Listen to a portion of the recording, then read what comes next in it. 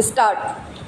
अध्यक्ष महोदय, 10वीं पंचवर्षीय योजना पर विचार करते समय सदन के दोनों पक्षों के सदस्यों ने जो महत्वपूर्ण प्रश्न उठाए हैं उन पर विचार किया जाना बहुत आवश्यक है। अध्यक्ष महोदय, 9वीं पंचवर्षीय योजना का अब अंतिम वर्ष चल रहा है और इस योजना के अंदर जो चीज़ें कही गई हैं, ऐसा लगता है कि उसके अंदर परिवर्तन करना कठिन है, बदला भी नहीं जा सकता। Para change.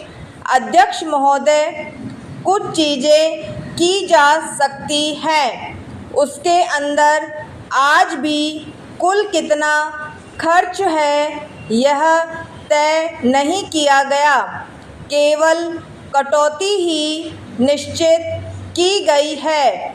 शुरू में मैं यह कहना चाहता हूँ कि यहाँ पर कुछ सदस्यों ने जो यह प्रश्न उठाया था कि पंचवर्षीय योजना का आशय कुछ सरकारी पक्ष से भी बताया है, इसके अंदर कमियां हैं और बहुत सी कमियां हैं जिनके ऊपर मैं यहाँ कुछ दोषारोपण नहीं करना चाहता हूँ। मैं चाहता भी हूँ कि इस तरह से प्रश्न ना उठाए जाएं तो ज़्यादा अच्छा है। यह योजना सरकार ने बनाई है, यह योजना मंत्रिमंडल ने पहले बनाई और अनुमोदन होने के बाद भी इसमें कुछ कमियां रह गई हैं, तो यह कमी रहने का दोष किसके ऊपर है? मैं समझता हूँ सदन के सभी सदस्य इसको जानते हैं। Para change. बहुत से लोगों ने दिल्ली के प्रश्न उठाए, जो दिल्ली के साथ अन्याय किया गया है, तो मैं समझता हूँ इस बारे में सब आवाज़ उठाएं।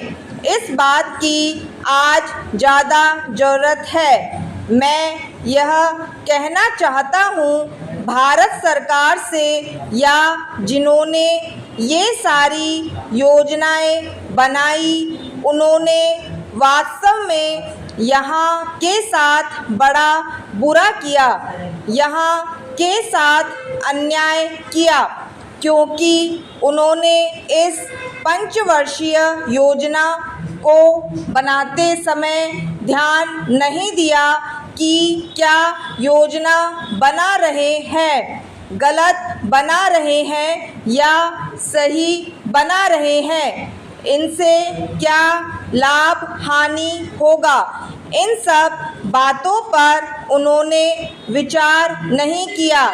तो मैं समझता हूँ ऐसी परिस्थितियों के अंदर यह बात ठीक नहीं है। ऐसी दशा में यहाँ पर 5 वर्षों में आने वाली योजनाएं बेकार बनकर रह जाएंगी। जो कटौती निश्चित की गई है उसको समाप्त करना चाहिए, ताकि दिल्ली को हम अंतर्राष्ट्रीय स्तर का एक आदर्श नगर बना सकें। यह बहुत ही आवश्यक है यदि हम इस स्थान की उन्नति चाहते हैं। इसलिए अब मैं अपना कथन इन शब्दों के साथ ही समाप्त करता हूँ। अध्यक्ष महोदय, आपने मुझे 10वीं पंचवर्षीय योजना पर बोलने का अवसर दिया, इसके लिए मैं आपका आभारी हूँ। आपने मुझे कम समय दिया। इसके लिए भी आभारी हूँ। अभी मेरे से पूर्व कुछ सदस्यों ने हम पर यह आरोप भी लगाया कि हम योजना में विश्वास नहीं रखते। उन्होंने तो यह भी कहा कि हमारे चुनाव घोषणा पत्र में भी उनको इस बारे में कुछ नज़र नहीं आया। मैं इस बारे में यह निवेदन करना चाहता हूँ कि उन्होंने कोई दूसरा घोषणा पत्र देखा, गलत घोषणा पत्र पढ़ा और उसी को हमारा घोषणा पत्र समझ बैठे। लेकिन मैं यह कहना चाहता हूँ कि हमारा घोषणा पत्र इस समय मेरे पास है। इस घोषणा पत्र में हमारी घोषणा के बारे में स्पष्ट रूप से कहा गया है कि हम योजना पर विश्वास रखते हैं, लेकिन ऐसी योजना पर विश्वास नहीं रखते जो जनता के दुखों को दूर नहीं कर सकती, जो जनता के कष्ट दूर नहीं कर सकती। आज तक जितनी भी योजनाएं बनाई गई हैं, जिन्हें हम पहली पंचवर्षीय योजना, दूसरी पंचवर्षीय योजना और 10वीं पंचवर्षीय योजना आदि कहते हैं, और उन योजनाओं में हमने जो कुछ निर्धारित किया उनसे हम जनता के दुखों को दूर नहीं कर सके और जनता के कष्ट दूर नहीं हुए। इन योजनाओं के परिणाम भी हमारे सामने है। बड़े बड़े अनुभवी बैठे, उन्होंने योजनाएं बनाई, लेकिन योजनाएं ठीक प्रकार से कार्यान्वित नहीं की गई। उन योजनाओं में काफ़ी दोष थे, जिसके कारण ये योजनाएं लोगों के दुखों को दूर नहीं कर सकी। लोग दुखी ही रहे। Para change. मैं यहाँ पर कहना चाहता हूँ कि जो हमारी योजना थी उसका परिणाम क्या निकला। उसका परिणाम यही निकला कि हमें रुपये का मूल्य कम करना पड़ा।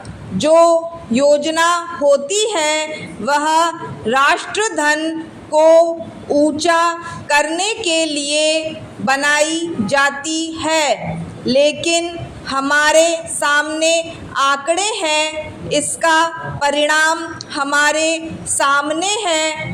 हमने अब तक 9 पंचवर्षीय योजनाएं कार्यान्वित की है, लेकिन हमारी प्रति व्यक्ति आय में और जीवन स्तर में अपेक्षित वृद्धि नहीं हुई है। यह दुख की बात है। मैं यह कहना चाहता हूँ कि हमारा ऐसी योजना में विश्वास नहीं है जो जनता के कष्टों को, जनता के दुखों को दूर ना कर सके।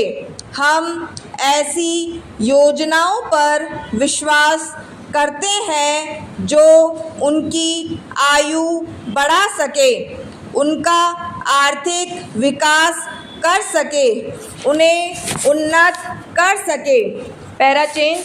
सभापति महोदय, ये शब्द मेरे नहीं हैं बल्कि राष्ट्रपिता के हैं। जो लोग आज सरकार में बैठे हुए हैं, क्या वे अपने दिल में सोचेंगे कि यह देशद्रोह शब्द बालकों को अंग्रेजी पढ़ाने के लिए राष्ट्रपिता का कहा हुआ है। समाप्त।